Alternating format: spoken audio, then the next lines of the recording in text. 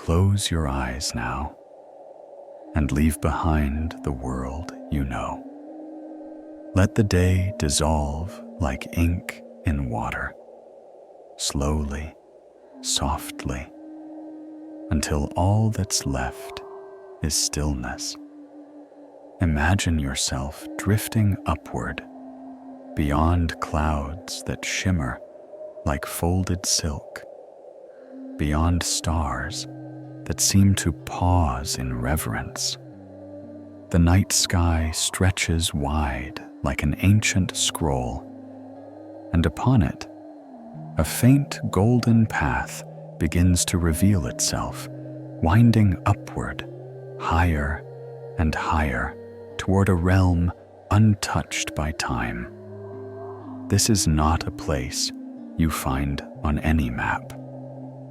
It is not bound to geography or history. It exists in the hush between heartbeats, in the lull of incense rising through temple rafters, in the rhythm of bells tolling at dusk in mountain shrines. This is the heavenly court, the luminous kingdom of the Jade Emperor. The legends say he governs all beneath the sky, not as a conqueror nor a warrior, but as a sovereign of celestial order. His throne is carved from stardust and jade, and his chambers echo with wind chimes and immortal laughter. Here, divine ministers keep cosmic balance. Scribes inscribe fate with ink made from moonlight, and warriors of the zodiac stand sentinel over seasons and stars. Time does not move in straight lines here. It circles gently, like koi in a sacred pond. You are invited now to wander these halls, not as a trespasser, but as a dreamer. Tonight, the gates of heaven are slightly ajar, just enough for a whisper to slip through. You'll walk beneath crimson lanterns, swaying in eternal twilight. You'll hear the slow flutter of silken robes, the rustle of peach blossoms that never fall. You may glimpse a fox spirit bowing beneath a plum tree, or a dragon coiling silently across a jade bridge. And somewhere, in the distance, the Jade Emperor observes, not with judgment, but with the still patience of eternity. In this tale, we will not rush. We will breathe with the rhythm of stars. Each part will unfold like petals in night-blooming lotus. You need only listen and drift. Welcome to the courts of heaven. Long before the heavens bore witness to stars, before mountains were drawn up from the sea, before the breath of dragons stirred the morning mist, there was only stillness. Not emptiness, but a kind of sacred hush, a silence so complete, so profound. It held the breath of creation within it. In the ancient Chinese cosmology, this was not chaos, but wuji, the limitless void, neither light nor shadow, neither time nor space. It was the absence that held all potential. And from this formlessness stirred a single thought, or perhaps not a thought, but a vibration, a knowing a pulse. Like the slow blooming of a dream, it gave rise to Taiji, the great ultimate, the cosmic balance from which duality would emerge. Light and dark, movement and rest, sky and earth. From Taiji came yin and yang, the primal forces of passive and active, of water and flame, of night and day. They were not enemies, but companions. They danced in a sacred spiral, interwoven, inseparable, and from their eternal turning, the first forms began to shape. The breath of yin condensed into the earth, solid, receptive, yielding. The exhalation of yang rose to form heaven, vast, brilliant, radiating energy. These two realms, Tian above and Di below, did not yet know division. They hovered near one another, like lovers not yet introduced. From this divine tension, the 10,000 things were born. The mountains were the earth's upward sigh, reaching to greet the sky. Rivers were the tears of heaven falling joyfully upon her face. Stars were Yang's scattered thoughts, dreams made visible. Trees grew where yin offered soil, and yang kissed it with light. The seasons turned in rhythm with their eternal balance. But this world, though beautiful, was still wild. The forces that birthed it knew only movement, not meaning. Time had begun, but it had no compass. The realms were born, but they had no ruler. So the heavenly mandate stirred into being. It was not thunderous nor spoken aloud.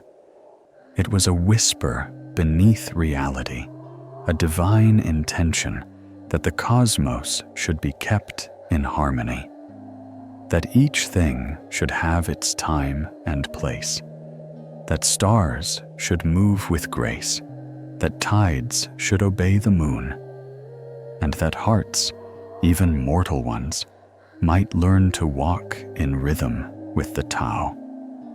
And so, from the celestial ether, a presence arose, not as a storm, but as a steady lantern in the night. He was not born, for he always was. Yet now he had form, cloaked in jade light and crowned with stillness.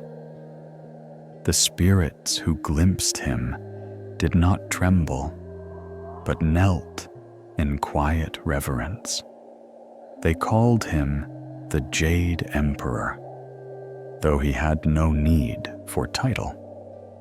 He was the axis upon which heaven turned, the scribe of fate, the breath between breath, and with his emergence, the court of heaven formed around him, not hastily, but like mist forming over still water. One by one, the celestial ministers took their places, the star lord of the southern dipper, the goddess of the North Star, the 8 immortals who walked between worlds, the keepers of weather and wind, fire and frost, story and silence. They did not shout, they whispered. They moved slowly. They dreamed, time began to flow with gentle order, life below began to stir. Humanity, newly born upon the earth, looked up to the stars and saw patterns. They built altars of stone, lit incense in moonlit pavilions, prayed to the sky not in fear, but in longing. And so the mandate of heaven was not a command, but a current. It passed silently from heaven to earth, a thread woven through kings and peasants, forests and temples, poems and dreams. When a ruler ruled with justice, it was said he held the mandate. When his heart turned cold and corrupt, the thread was cut, and the heavens would stir once more to restore harmony. But above it all, always, sat the Jade Emperor, watching, listening, not with human emotion, but with celestial stillness. Now that the heavens had taken form, and the threads of harmony stretched across the tapestry of stars and mountains, the next breath of the universe began, not rushed, but slow, like dew forming on plum blossoms before dawn. Where once there was only the vast stillness of the Jade Emperor's presence, now came movement, grace and color, the flowering of celestial beings. They did not descend, they emerged. First came the immortals, not born of flesh or fire, but shaped from ideals, from music, compassion, discipline, and dream. They were not gods in the sense of dominion, but rather keepers of balance and guardians of meaning. Their forms reflected their nature. Some appeared as wise elders with eyes full of starlight, others as youthful dancers with laughter as soft as drifting petals. Their touch could guide a river's bend or nudge a cloud into rainfall. Among them was the revered Genren, true persons who walked lightly between heaven and earth, bringing with them herbs that could heal the spirit, and scrolls inscribed with teachings too delicate for ink. They lived not in palaces, but in mountains cloaked in fog, in peach orchards that never wilted, or atop towers invisible to mortal sight. They needed no armies, for peace followed wherever they tread. Then came the celestial ministers, crafted from the patterns of stars and the rhythm of time. Some governed directions, north, south, east, and west, while others governed seasons, animals, or the sacred elements.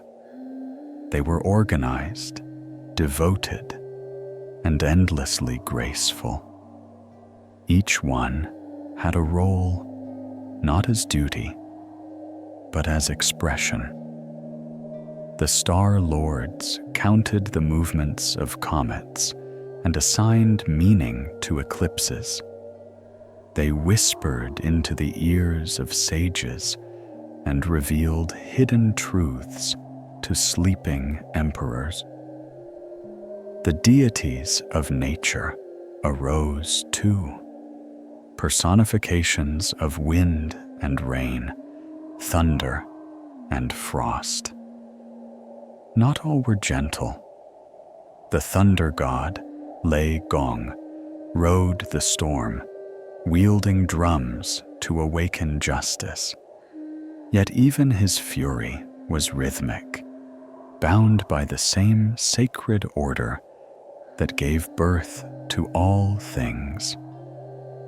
And then, as if drawn by the harmony above, the animal spirits gathered, not wild beasts, but celestial echoes of the earth's deepest archetypes. There was the white tiger of the west, fierce yet just. The azure dragon of the east, Wesu and awakening. The vermilion bird of the south, radiant with rebirth. And the black tortoise, entwined with serpent, keeper of the north, slow and eternal. Each represented not simply direction or power, but emotion and transformation, protection, renewal, resilience, intuition. And among these, some were elevated to form the 12 guardians of the zodiac, each aligned to cycles of time. The rat, clever and resourceful. The ox, patient and grounded. The rabbit, delicate and swift. The dragon, noble and far-seeing. Their roles were not to command, but to teach through rhythm and influence. Each year bowed gently to the next, like dancers in a circle. It is said the Jade Emperor himself called for this order, not with authority, but with invitation.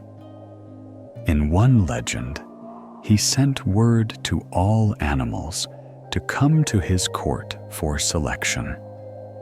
12 arrived in time, and each was granted stewardship over time's turning. But this tale was not about competition. It was a dance of essence, the weaving of qualities into a calendar that would guide mortal life without them ever knowing they were being guided. Even chaos had its spirit. The Monkey King, Sun Wukong, born from stone and lightning, leapt into existence with boundless energy and rebellious laughter. He would one day test the heavens, but in the beginning, even his wildness served the pattern. For without mischief, order becomes brittle. The Jade Emperor watched all this, not with command, but with presence. He did not walk among them, but through him they flowed. His stillness gave shape to their motion. He was the mirror in which they saw their purpose. The goddesses, too, began to awaken. Among them, Shi Wangmu, Queen Mother of the West, Keeper of Immortality, and Guardian of the sacred peaches that bloomed once every 3,000 years. She wore a robe embroidered with stars, and her palace sat on Kunlun Mountain, higher even than Heaven's Court, where cranes flew silently, and jade rabbits prepared elixirs beneath the moon. She was both fierce and kind, a paradox the Jade Emperor trusted deeply. When mortals were worthy, It was she who welcomed them to banquets of immortality, where cups overflowed not with wine, but with memory. As these beings emerged, one by one, form by form, the heavens did not become crowded. They became rich, layered, and precise. Each new spirit knew its place as if remembering something long forgotten. Even the unseen were given space, whispering ghosts, wandering ancestors, tiny kitchen gods with red paper scrolls. Each had a home in the architecture of spirit. None were abandoned. All were part of the whole. The court of heaven did not grow tall like a palace. It grew wide like a garden, and in its midst, the Jade Emperor sat still, a lantern that never flickered. With heaven alight and the celestial court established, the fabric of the world below began to weave itself, not hurriedly, not in a blaze, but as a painter dips brush into ink and lays line upon rice paper. Slow, deliberate, harmonious. The earth, once formless and still weeping dew from its newborn mountains, began to take on meaning. Valleys curved into place like sighs. Rivers learned to meander, not rush. Stones gathered in sacred silence, and trees pushed skyward, remembering stars they'd never touched. The Jade Emperor did not build the world by hand. He merely breathed, and the breath of heaven moved through the elements like a song too old to have a beginning. The deities of terrain, the Shan Shen, mountain gods, rose first, forming sacred peaks wrapped in perpetual mist. These heights became temples for thought, contemplation, and connection. It is said that to stand in such a place is to hear the echo of the first silence, the stillness before names. Then came the rivers, each a pulse of the earth's heart. The He Bo, river spirit of the Yellow River, emerged as guardian of life's currents, wrapped in flowing robes of water and light. He carried scrolls of rainfall, whispered to fish, and sang lullabies that lured lotus to open. Rain, once wild, became gentle under the care of cloud spirits who painted the sky in swirls and droplets. Thunder was cradled into rhythm. Lightning, once a scream, now struck with purpose. The five elements, wood, fire, earth, metal, and water, found their place not just in nature, but in all things. In the workings of the body, in the cycle of the day, in the relationships between beings. These were not simply materials. They were living principles, each tied to organs, seasons, emotions, and stars. They danced through time, creating patterns, tides, and transformation. Thus, time itself began, not as ticking, but as flowing. It curled gently through the cosmos like incense smoke rising in temple light.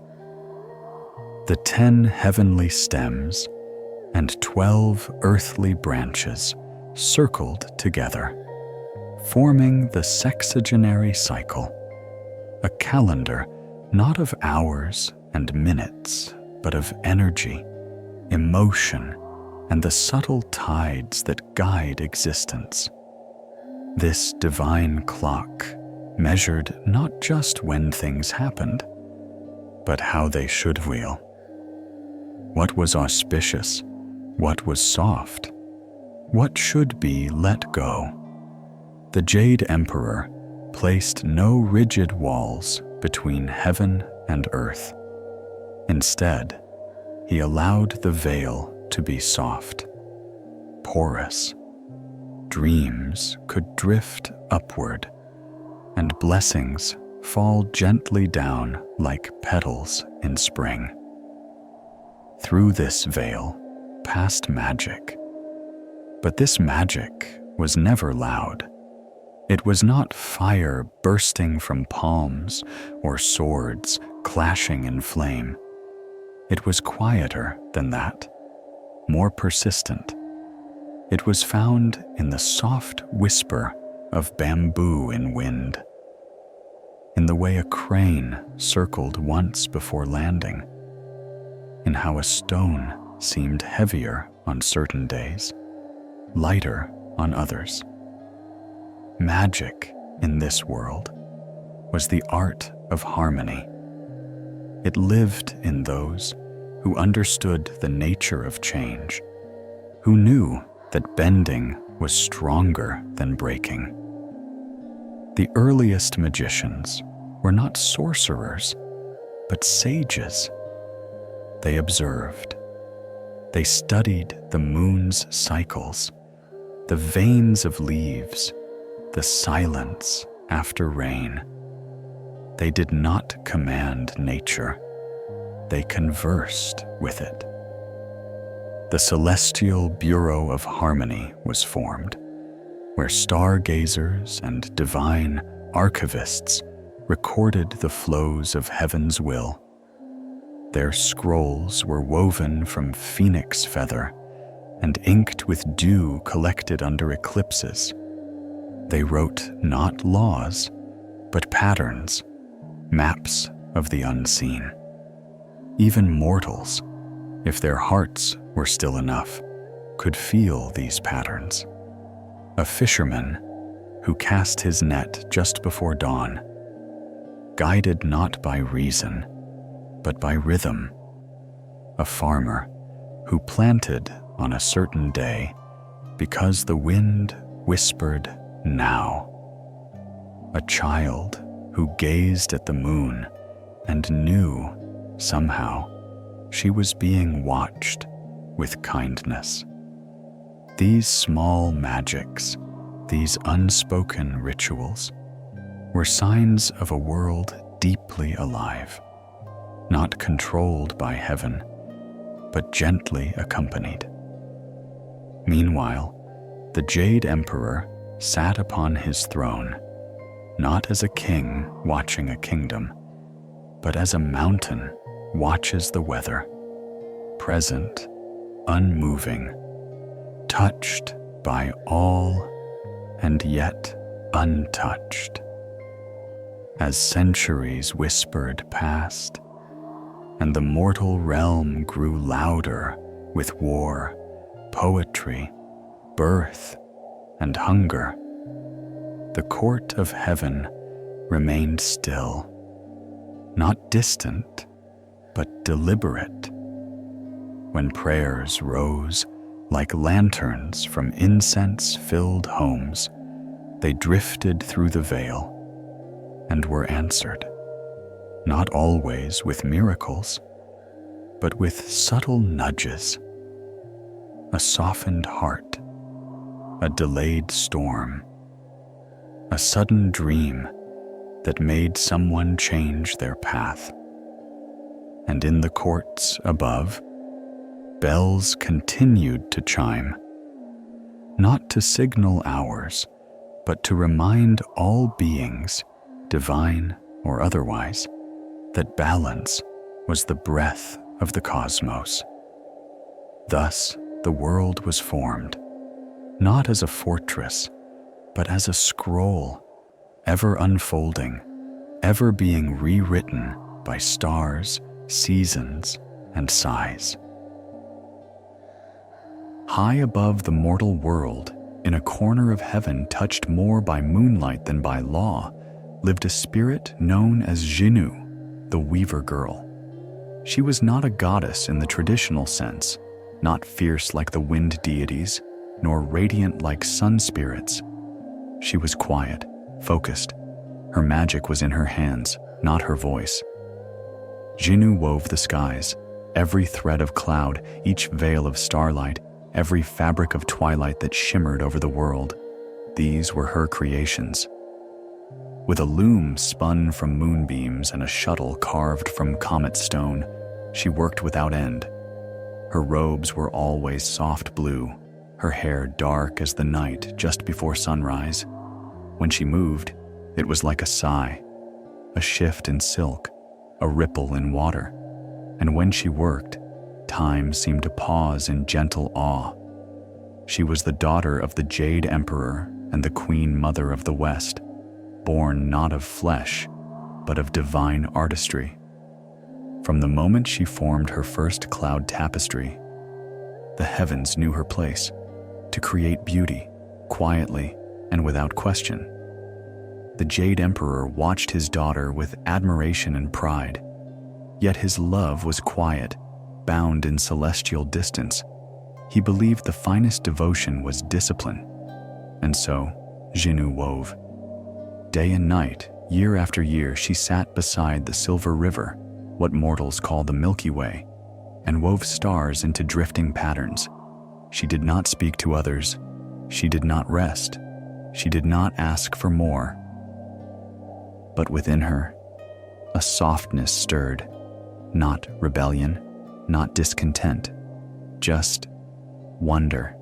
And far below, beneath the celestial dome, on a small hill beside a quiet stream, a humble cowherd named Nulung lived his days in rhythm with the earth.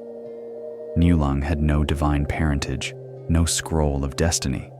He owned only a yoke, a patched tunic, and a gentle ox with wise old eyes. He rose with the sun, guided his animals to pasture, hummed songs with no words, and slept beneath the stars. But more than anything, he looked at the night sky with a kind of longing most people outgrow. He had always felt, somehow, that the stars were watching him, and he loved them, not with greed, but with reverence. He named them, told them stories, thanked them when their light touched the river, and showed him where to step in the dark. One day, the ox, who was no ordinary animal, but a celestial being banished for an ancient offense, spoke, not loudly, just once. There is a star who weaves the sky, and she is lonely. Nulung thought he had dreamed it, but the next night he followed the ox's gaze and waited, and far above, the Weaver Girl paused her loom. For a breath of time, just one, they saw one another, she from her perch across the stars, he from a hill of grass and crickets, and in that glance 1,000 threads pulled taut. Love in heaven is not forbidden, but it must be orderly. Jinnu, for the first time, set down her shuttle. She stepped from the Silver River, down a stairway of light, wrapped in robes of rain, and there, in the twilight field where stars and reeds whispered together, she met Nulung. He did not bow. She did not speak. They simply looked, and something ancient passed between them. He offered her tea boiled over a twig fire. She offered him silence deeper than any temple. And time folded in upon itself. In the stories passed down, it is said they were married in secret, hidden from heaven. But the truth, softer and older, is that they never spoke vows. They simply chose each other again and again, each day, until the days no longer needed names. Jinu no longer wove the stars. She spun cloth for their home. Niulang built her a hut where morning glowed like peach blossom on the walls. They had children. They laughed. They forgot they were made of different dust. And yet, above them, the heavens noticed. The silver river dimmed without its weaver. The sky's rhythm faltered. The looms sat still, gathering cosmic dust. The emperor's gaze turned, and so the silence that had once allowed them love now held its breath once more, not in awe, but in sorrow. When the Jade Emperor became aware that Jinu had descended from heaven and abandoned her loom, he did not summon rage. No storm erupted from the celestial court. No fire blazed across the sky. Instead, he simply paused. And in that pause, the balance of heaven shifted. He looked down at the small home beneath the clouds, the low roof, the rustling trees, the soft lights glowing inside at dusk, where his daughter now lived with a mortal man. A place where starlight was no longer woven, but remembered. And in the stillness of his gaze, a decision formed, not in anger, not even in judgment, but in duty. For the skies were fraying. The constellations began to drift out of their places. The northern winds arrived too soon.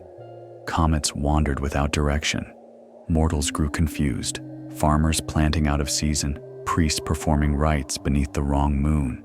The world was gently unraveling. And so, the Jade Emperor called upon his wife, the Queen Mother of the West, whose sense of harmony was as sharp as her robes were flowing.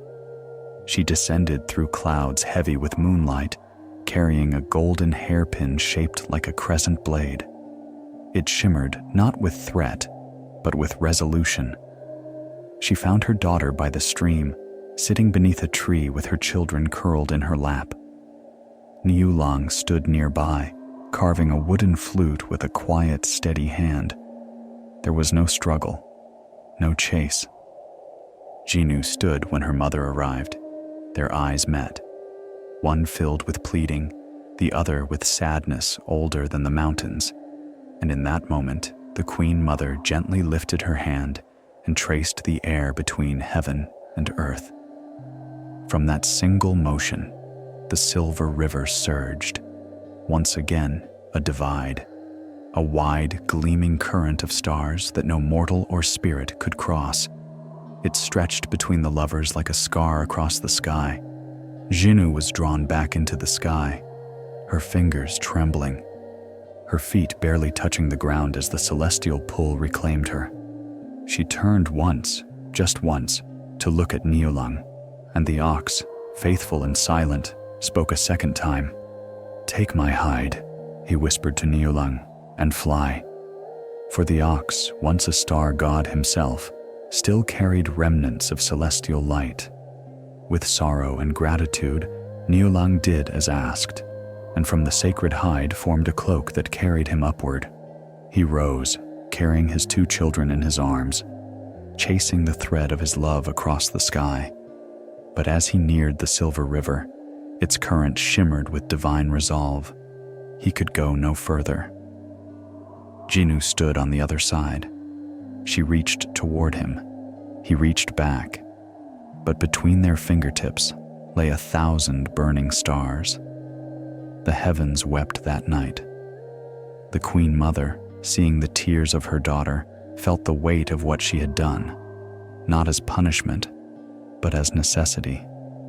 Even she, with her devotion to order, knew the heart's ache, and so she granted them one gift.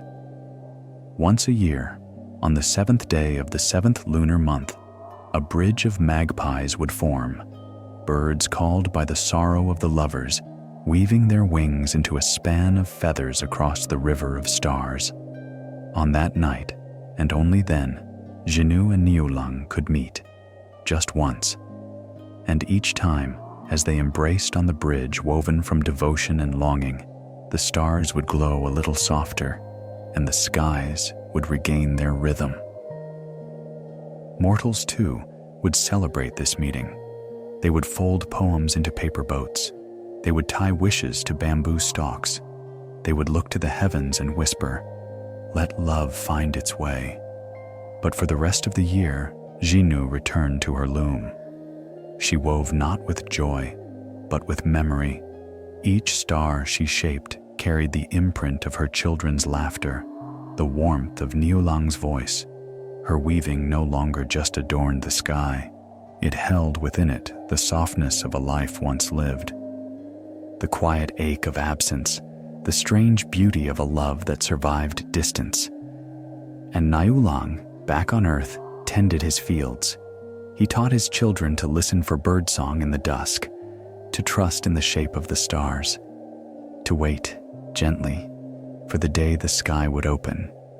Neither forgot, neither moved on. Love, once awakened, does not sleep. It simply learns to speak through other means, through seasons, through symbols, through stars. The bridge of magpies forms each year. No matter the storms, no matter the silence, no matter whether humanity remembers or forgets, the magpies remember.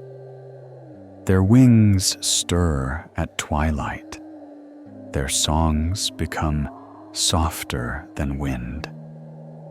And together they rise, guided not by instinct, but by love's gravity.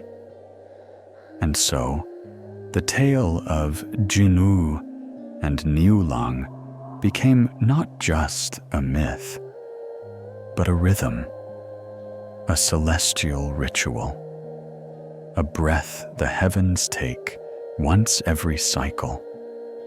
But even beyond that one meeting each seventh moon, the world carried traces of their presence, soft, unspoken signs woven through sky and soil alike.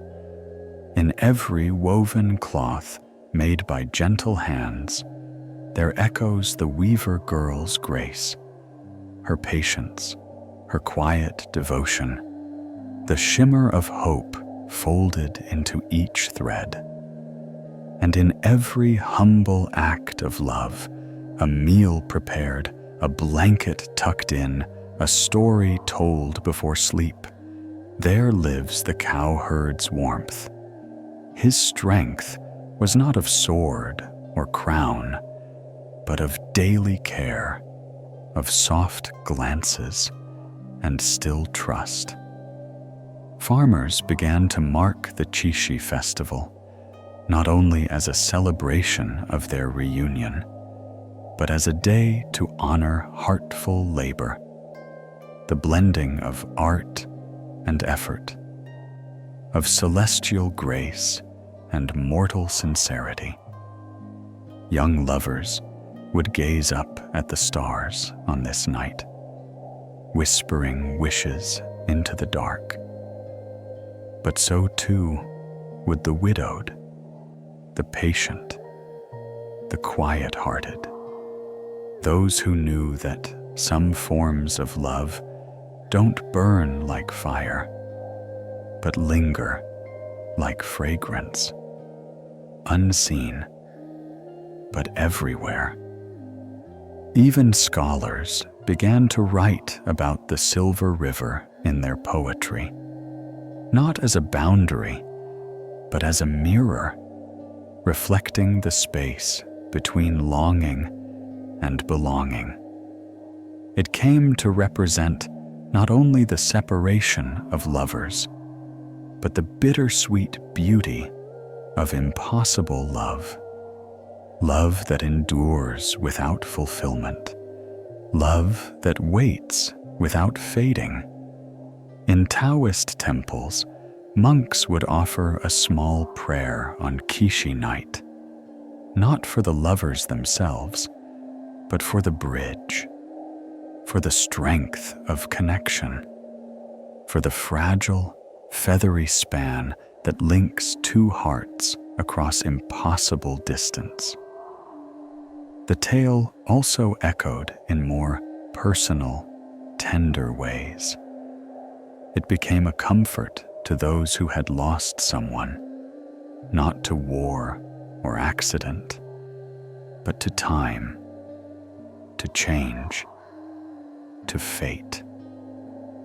The story whispered, "They are not gone, only across the river." And once a year, the stars themselves remember. In heaven, the Jade Emperor resumed his vigil, his court steady, his silence deep. Some say he never spoke of Jinu again. Others say, on the night of her return to the bridge, he would quietly step outside his chamber and look to the east, where a faint blush lit the horizon, and feel not regret, but a wistful calm. He had made a choice, one shaped by the needs of heaven, but he had not erased love. He had only given it a rhythm, and in doing so, he created something enduring. For the weaver and the cowherd never tried to overthrow fate. They never screamed at the stars. They simply waited, trusted, wove their love into the pattern of things. And perhaps, in doing so, they taught heaven something it had forgotten: that love does not need victory to endure, that it does not end at parting, that even across rivers of light and centuries of silence, love listens. There is a place whispered of in celestial scrolls and dream fragments that even many immortals have never seen. It lies beyond the court of the Jade Emperor, past the layered palaces of light and the suspended bridges of cloud, farther still than the starry pavilions, where divine scribes ink destiny into being. At the very edge of heaven's breath, there is a garden, the Peach Garden of Immortality. Here, silence reigns, not because nothing lives, but because everything listens. The garden does not obey the rules of time. It floats on its own current, like a lotus petal on still water. Some say it appears only once every 1,000 years. Others claim it exists always, but veils itself from those who seek it too eagerly. The trees that grow here are not like the fruit-bearing trees of earth. They rise with elegant restraint, their trunks the color of deep amber, their bark smooth as polished stone. Their leaves shimmer with the faintest iridescence, green, gold, and pink all at once, like moonlight falling through rose quartz. And the peaches, they are large, round, and soft-skinned, glowing faintly even in the shade.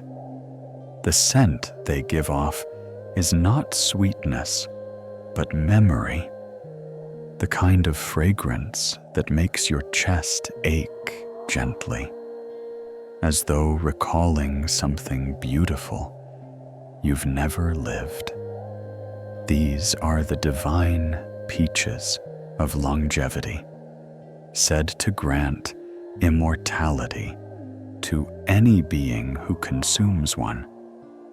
But it is not simply the fruit that makes this orchard sacred.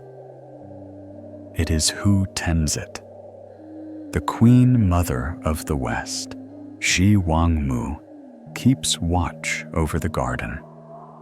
Her palace sits nearby, nestled into the slopes of Mount Kunlun, where cranes circle endlessly above jade peaks, and time slows into meditation. Shi Wangmu is no gentle matron. She is powerful, regal, and utterly still.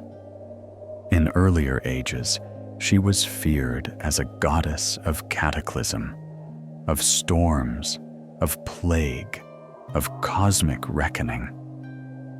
But over the centuries, she became a guardian of balance, of thresholds between death and immortality. She alone decides who may taste the peach. Once every 3,000 years, when the blossoms bloom in full, she hosts the banquet of the immortals. It is not a celebration of opulence, but of continuation, of timelessness. Those invited do not boast of their worth. They arrive in silence, riding dragons, phoenixes, or clouds woven from incense. Some wear starlight. Others wear humble robes and eyes filled with mountains. They gather beneath the canopy of peach trees, where wind is soft as breath, and cranes sing a single note that seems to stretch for hours. There, they are offered a single peach, no more, no less. The fruit, when bitten, dissolves on the tongue like morning mist. It does not taste sweet. It tastes like calm, like returning. And with that, another span of immortality is granted. Not eternal youth, but timeless presence. The kind of existence that requires stillness and surrender. Not all who find the orchard eat. Some come only to sit, to breathe, to listen to the silence between blossoms. And sometimes, just sometimes, mortals, by accident or by dream, arrive at the garden's edge. They never remember the journey, only the feeling that they stood somewhere beyond time, where nothing hurt, and everything made sense for a moment. These memories visit in dreams, in sudden pauses, in moments of inexplicable peace. No one truly finds the peach garden. It finds them when they are ready, when they are quiet, when they are soft enough to belong there. Though the Peach Garden of Immortality is spoken of in hushed reverence, the truths of its origin and its purpose remain woven in soft riddles. The sages disagree, the immortals refuse to answer, and even the Queen Mother, keeper of its sacred threshold, has never uttered its full story aloud. And so, stories bloom where silence lingers. Some say the first tree grew from a tear, shed by Shi Wangmu when she watched a mortal child pass into the afterlife with gentleness and grace. So moved by the child's courage, she planted her sorrow in the soil of Kunlun, and from it sprouted the first immortal peach, not to defy death, but to honor what transcends it. Others believe the trees were gifts from the cosmos itself, seeds scattered from falling stars, caught by the mountain's breath and nurtured by time until their roots reached the soul of the world. Their fruit, they say, contains not only longevity, but fragments of the universe's first dreams, memories of when the stars were still deciding who they wanted to be. Some legends tell of mortals who tasted the peach before they were meant to. In one tale, a curious kitchen boy in heaven, wandering far from his duties, stumbled upon a single fallen fruit. He picked it up, unsure of what he held. He bit in just once and was immediately overcome with visions. He saw the births of mountains, the folding of aeons, the laughter of cranes before the world had names. He collapsed into a peaceful sleep beneath the trees, and when he woke, a century had passed. He wandered the mortal world thereafter, not aged, not changed, but quieter than before. He spoke little, smiled often, and never sought more than a quiet place to sit beneath the stars. In another story, the Monkey King, bold and irreverent, once slipped into the orchard during a moment of celestial distraction. He leapt from branch to branch, devouring peaches with careless glee, but even he, wild as he was, grew silent after the third bite. For within the fruit was not power, but perspective. He glimpsed the loneliness of gods, the weight of eternity, and though he laughed again, he never quite laughed the same way. Taoist philosophers see the peach not as literal food, but as symbol. To them, the orchard is the inner landscape of the spirit, the soul's own stillness, where peace is cultivated not by desire, but by surrender. The fruit represents the deep reward of alignment with the Tao, a life lived in balance, in quiet harmony with heaven and earth. They write of the peach blossom as the gateway to transcendence, the moment when illusion drops away and the world is seen not as something to be conquered, but to be understood, to be felt, to be lived without clinging. Even in literature, the peach becomes a poetic metaphor. Lovers compare their longing to the tree's slow bloom. Poets liken wisdom to the taste of its flesh, subtle, tender, fleeting. Scholars pen entire treatises wondering whether the gift of immortality is a blessing or a gentle curse. After all, to live forever is to watch change without joining it, to be near joy, but never in its urgency, to float through time as one floats through a dream, beautiful, yes, but never warm. Some immortals, it is said, have chosen not to return to the banquet, not because they lost favor, but because they chose presence over permanence. Even the Queen Mother has on occasion allowed a peach to fall from the tree and vanish into the world below, not as an offering of eternity, but as a reminder that the sacred does not always need to be preserved. Sometimes, it needs only to be tasted and remembered. And so the orchard remains, not just a place, but a question, a quiet riddle embroidered into heaven. What does it mean to live forever? And what would you do if the peach were placed in your hands and no one was watching?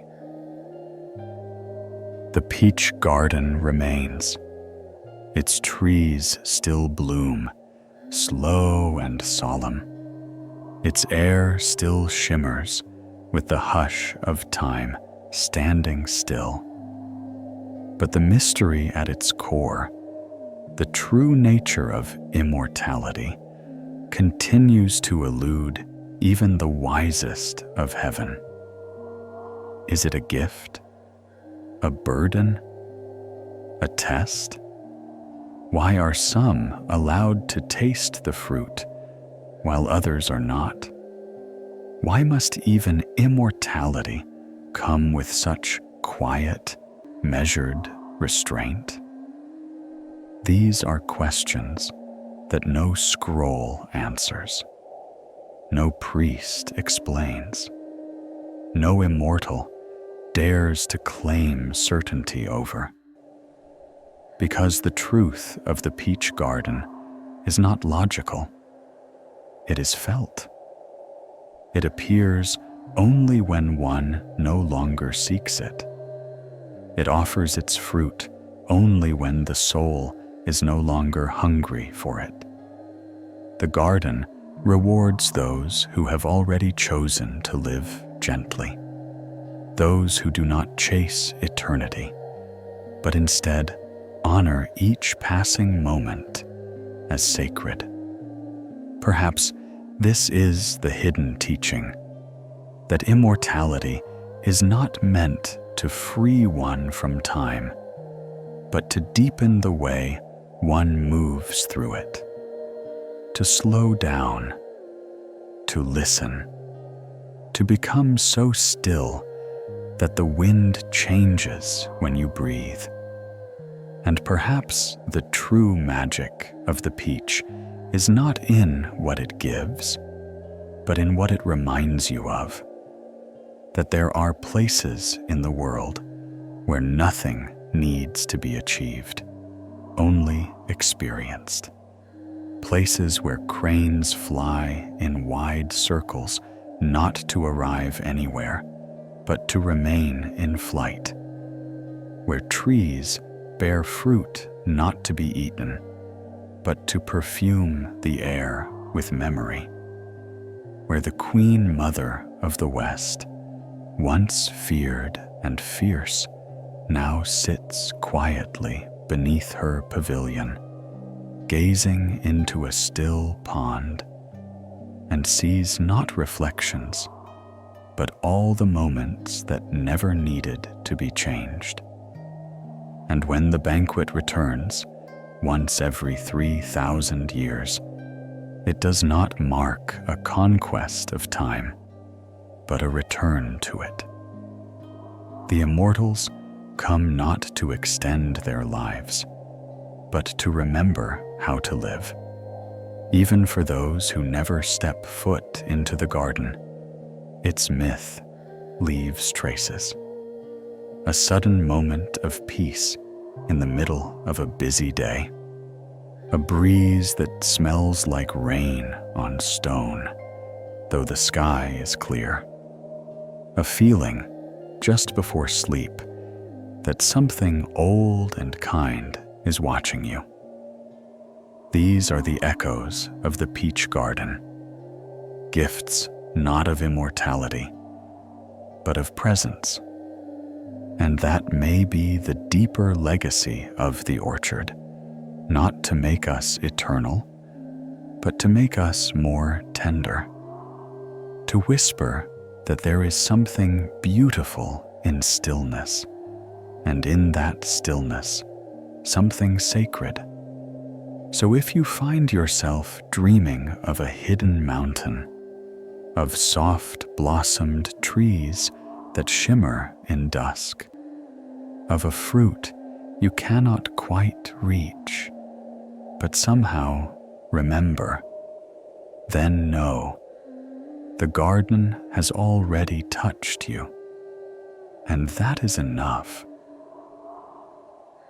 In the great balance of heaven, the Jade Emperor sits at the center, unmoving, unflinching, serene. He is the axis upon which the cosmos turns, the silent judge of fate, the source of divine bureaucracy and order. His name is invoked not in storytelling festivals or romantic poems, but in rites, prayers, and quiet incense offerings. He is the one who ensures the stars stay in their paths, the seasons move in rhythm, and the mortal realm does not slip into chaos. He is not like the gods of thunder or mischief, not a character in myth so much as the atmosphere that surrounds it. According to tradition, he is without weakness, without desire, without flaw. He governs not through impulse, but principle. His decisions are vast, his vision eternal. His robes ripple like constellations. His throne is a harmony of jade and time itself. Even his origin reflects this order. The Jade Emperor is said to have been a mortal prince who ascended through great virtue and spiritual cultivation. Through eons of practice, selflessness, and deep meditation, he transcended suffering and became divine, a being of such quiet clarity that heaven welcomed him as its sovereign. And once he took his place, he never strayed from it. He oversees the heavenly court, assigns roles to deities, maintains the mandate over emperors below. He balances light and shadow, even love, as with Jinu and Niulang. He manages not with passion, but with regulation. His power lies in detachment. This is the Jade Emperor as myth tells it, eternal, impartial, unshaken, a divine stillness. There is a story not found in official scrolls, not sung in courtly verses, or inked in red upon temple pillars. It is passed only through murmured starlight, by poets who pause too long in plum gardens, and by immortals who speak only in riddles. It begins long before the Jade Emperor was known as such, in the days when he was still only the pure sovereign of the mists, still walking through mountains, still listening to rivers as teachers. Back then, he wandered through the mortal realm not as ruler, but as seeker. He traveled with no attendants. He wore no crown. His eyes, they say, were soft then, like spring fog before sunrise, and his heart had not yet turned to jade. One dusk, while traveling through a quiet village beneath a willow grove, he came upon a small home where lanterns burned low and laughter flickered like wind chimes. There, tending a tiny herb garden, knelt a woman. She did not rise when he approached. She did not bow. She looked at him with calm, curious eyes and offered tea, not in ceremony, but in simple warmth. She was not beautiful by mortal standards. She was not graceful or jeweled. Her voice was low, her hands marked from work. But there was something in her, an echo of something he had once forgotten. She asked him nothing of heaven. She told him no tales of the stars. She only spoke of leaves, and how some could heal and some could harm. And for the first time in his long becoming, he felt still.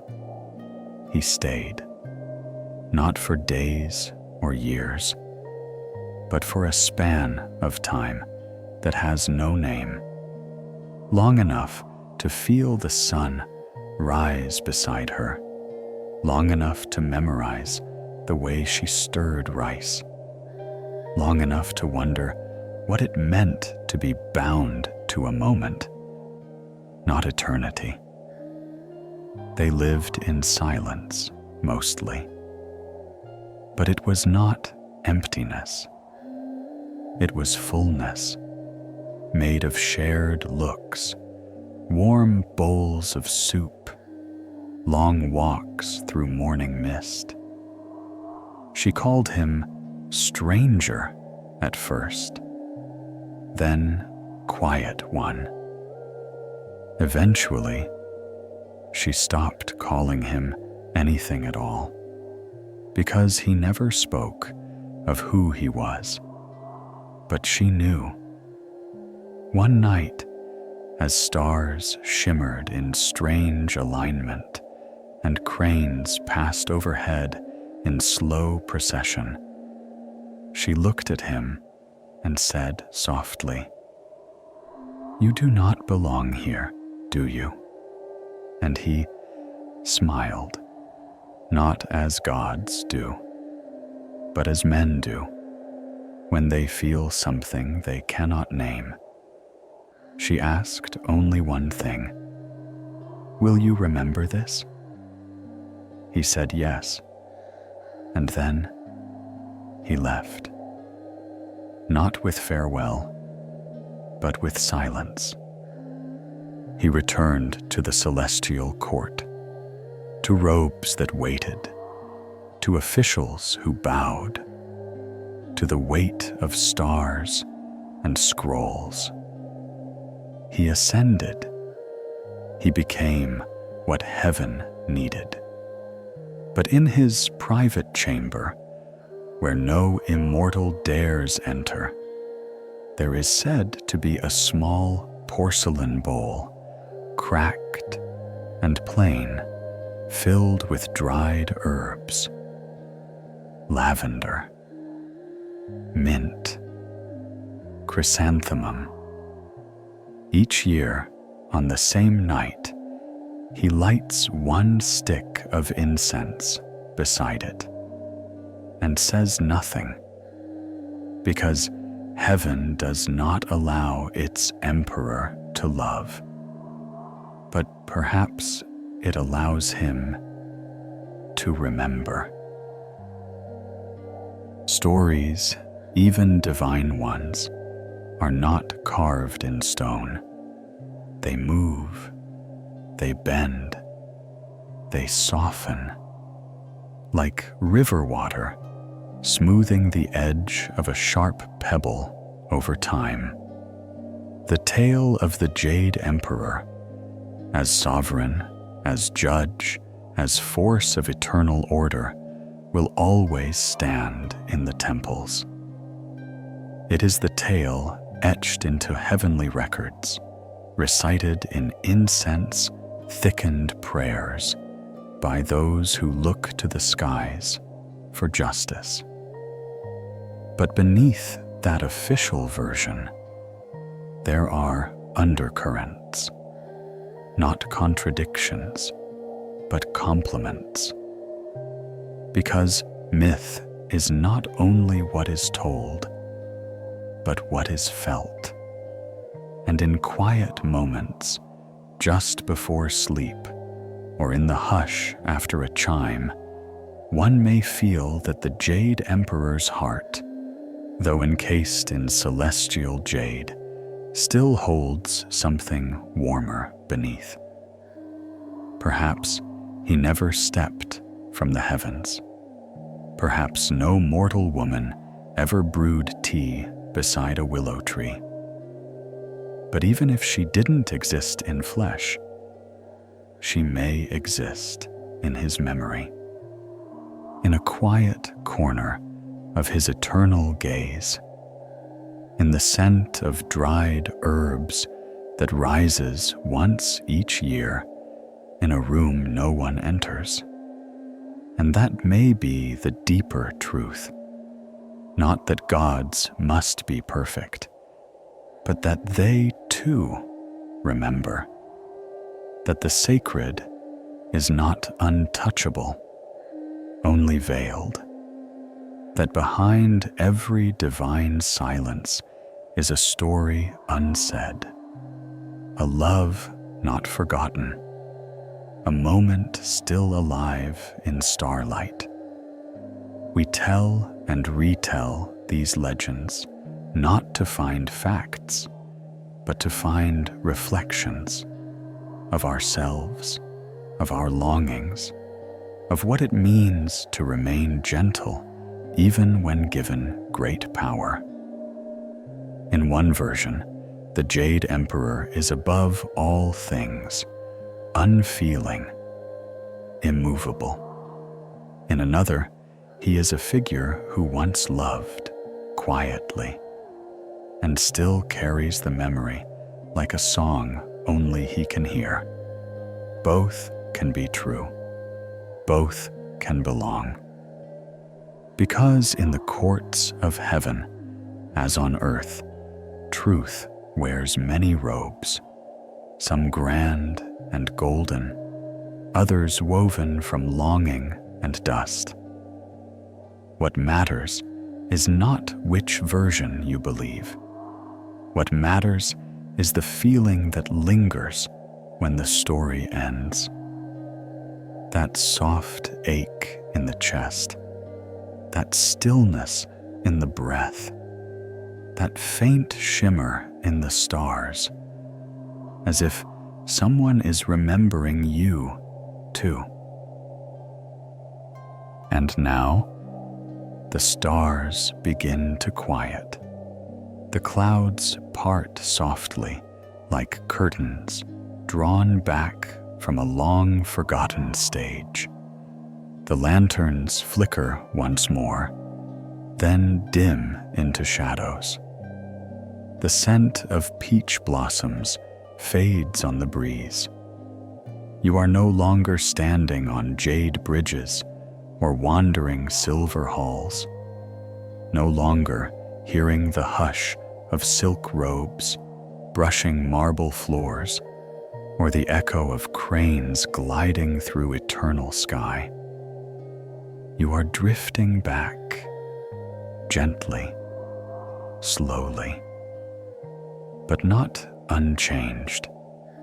You carry something now, something soft and light, like dust caught in golden sunlight, a sense of stillness, of something remembered, though you never quite knew it before. You've walked the court of the Jade Emperor, not through command or conquest, but through story and through silence. You've wandered beneath the peach trees that bloom once every 3,000 years. You've seen a sovereign who weaves order through the stars. And perhaps you've glimpsed the quiet space in him where memory is kept. You've watched the sky bend gently to allow a once-a-year meeting on a bridge of birds, and felt how love can last, even when touch is impossible. You've heard the mystery of immortality told not as a promise, but as a question, a whisper asking if presence is more precious than permanence. And perhaps now, in the hush between waking and dreaming, you understand something deeper, that the heavens do not always shout their truths. Sometimes they only hum, like a thread drawn slowly through silk, like a name spoken once, then folded into a prayer, like a moment that slips through time, leaving only warmth behind. So if you find yourself again beneath a quiet sky, a true one, or one born of sleep, and you see a single star pulse, or feel a stillness settle in your chest, know that the celestial court still turns. The Jade Emperor still watches. The silver river still flows. And you, gentle listener, are part of its rhythm now. Let the stories carry you. Let the silence keep you. Let the starlight hold you. Rest now.